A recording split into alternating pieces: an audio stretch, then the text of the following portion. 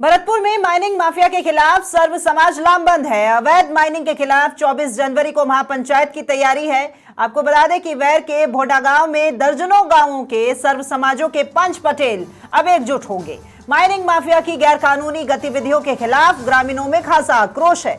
ग्रामीणों ने चारागाह जमीन पर प्रशासन से की है अवैध माइनिंग की शिकायत और दर्जनों शिकायतों के बावजूद भी माइनिंग माफिया के खिलाफ पूरा प्रशासन मौन है। भरतपुर में माइनिंग माफिया की रसूख के आगे बौना साबित हो रहा है प्रशासन और माइनिंग माफिया पर खुलेआम कोर्ट के आदेशों की भी धज्जियां उड़ाने की भी शिकायत है। पूरे जिले में 24 जनवरी की बौड़ा गांव रायपुर रोड कांटे पर महापंचायत के पोस्टर जारी कर दिए गए हैं। सर्व समाज की महापंचायत में वैर, रायपुर, भोंडा गांव सहित कई गांव शामिल होंगे। तो राकेश जी हमारे साथ में जुड़े हुए हैं, लेकिन उससे पहले आपको सुनाते हैं कि क्या कुछ कहना है इस महापंचायत को लेकर।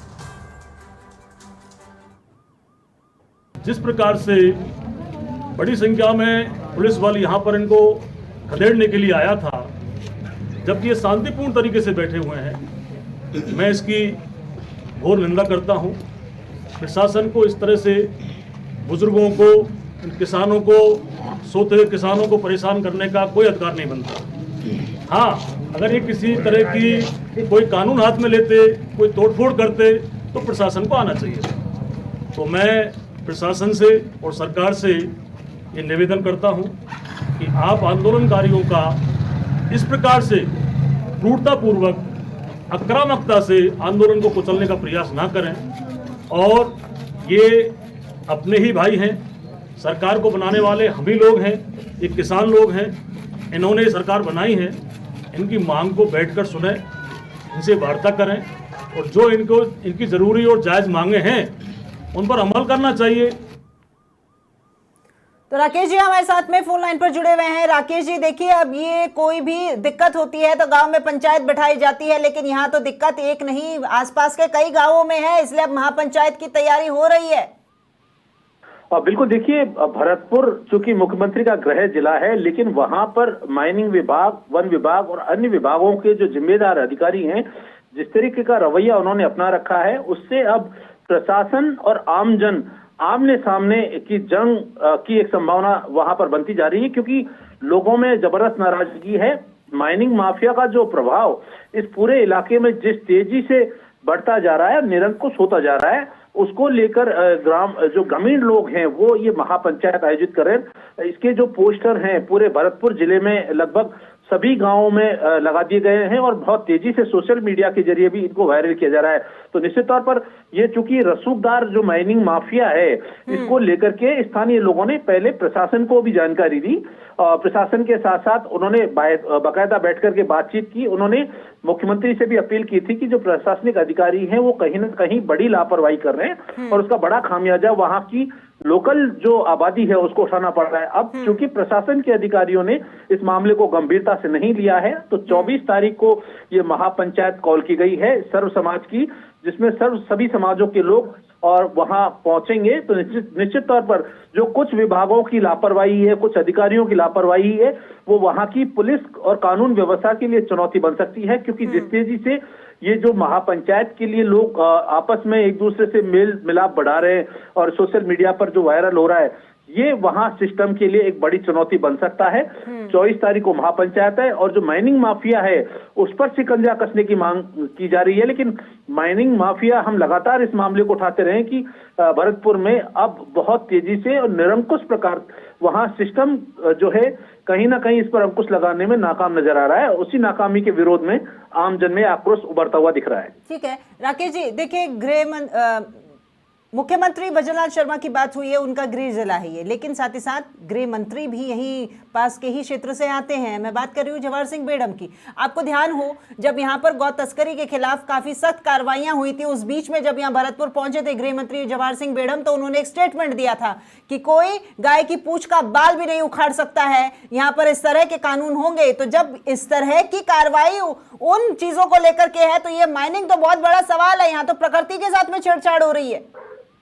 बिल्कुल देखिए, मैं बताना चाहूंगा यहाँ पर कि मुख्यमंत्री को भरतपुर जिले के लोग जो है सर आंखों पर बिठा करके रखते हैं और उनके प्रति बकायदा उन्होंने अनुरोध भी किया है कि मुख्यमंत्री संवेदनशील हैं और इस चीज पर ध्यान दें।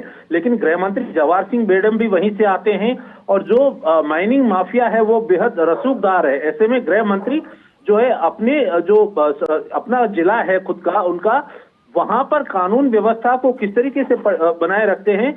और सबसे बड़ी बात यह है कि ये जो विरोध किया जा रहा है इसमें ज्यादातर जो लोग हैं वो खुद गृह मंत्री के समाज से जुड़े हुए लोग हैं और बाहुल्य भी उस इलाके में है। चूंकि वैर, भरतपुर, डीग, बयाना, कामा, इन सब इलाकों में ये बहुत तेजी से फैलता जा रहा है। इस दिशा में अभी तक ना तो जो मंत्री जवाहर सिंह बेडम हैं उन्होंने बैठ करके समाज के लोगों से, सर्व समाज के लोगों से बैठ करके और कोई रास्ता निकाला है, क्योंकि माइनिंग माफिया पर कंट्रोल करना बहुत जरूरी है। जो ये चूंकि पिछली सरकार के कार्यकाल में भरतपुर देश भर में विवादित रहा था अवैध माइनिंग को लेकर के, वहां साधु संतों ने भी जो है मोर्चा खोला था और दिल्ली तक साधु जो संत हैं वो लामबंद हो गए थे। तो वहां अवैध माइनिंग का जो एक सिस्टम है उसको रोकने की उम्मीद स्थानीय लोग लगा रहे थे, लेकिन ये जो अवैध माइनिंग माफिया है वो इतना अनियंत्रित हो गया है वहां पर कि इस पर अंकुश लगाना बेहद जरूरी है। ऐसे में सरकार को और प्रशासन को अब ये इस बात पर ध्यान देना चाहिए कि भरतपुर के आसपास, चूंकि वहां एनसीआर इलाका भी है, वहां पॉल्यूशन से संबंधित बहुत सारी पाबंदियां भी हैं, उसके बावजूद भी वहां पर अंकुश नहीं लग पा रहा है। ऐसे में ये आमजन में कहीं ना कहीं बड़ा आक्रोश उभर कर सामने आ रहा है। राकेश जी, यहाँ पर रेंज आईजी राहुल प्रकाश हैं, साइबर ठगी के ऊपर उन्होंने अच्छी कार्रवाई करके दिखाई है ऑपरेशन एंटीवायरस के तहत, यानी पुलिस एक्टिव मोड में है। कैसे मुमकिन है कि उसके अलावा जब यहाँ पर ये अवैध खनन हो रहा है उसको लेकर के पुलिस मौन है? इसका मतलब यहाँ पर ये आक्रोश बनता है इन लोगों के द्वारा और कहीं ना कहीं प्रशासन जो है वो पंगु नजर आ रहा है।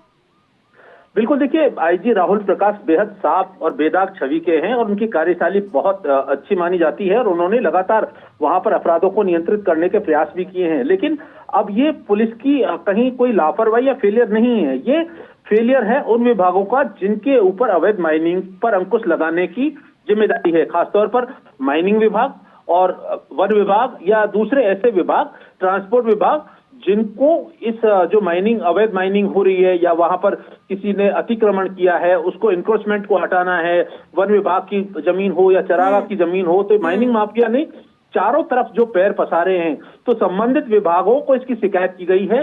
निश्चित तौर पर संबंधित विभाग जब इस पर ध्यान नहीं देते हैं तो कानून व्यवस्था को बनाए रखने की जिम्मेदारी पुलिस के ऊपर आती है। ऐसे में कहीं जब पुलिस को कानून व्यवस्था बनाए रखने के लिए कोई किसी फोर्स का सहारा लेना पड़ता है तो उसमें पूरी जिम्मेदारी सारे विभागों से डाइवर्ट होकर के पुलिस के ऊपर आती है। तो निश्चित तौर पर यह सरकार के लिए, पुलिस के लिए चुनौती बन सकता है। हालांकि इसके लिए पुलिस कहीं जिम्मेदार नहीं है, जिम्मेदार वो विभाग हैं जो इसमें सख्ती से कार्रवाई नहीं कर रहे, जो सरकार ने जो गाइडलाइन बनाई है, जो नियम कानून बनाए हैं उनकी पालना नहीं कर रहे हैं। उन विभागों की पूरी इसमें लापरवाही है, मिलीभगत है और इसी मिलीभगत का खामियाजा जो है आमजन, पुलिस और सरकार को भुगतना पड़ सकता है। ठीक है राकेश जी, बहुत शुक्रिया आपका तमाम जानकारी साझा करने के लिए।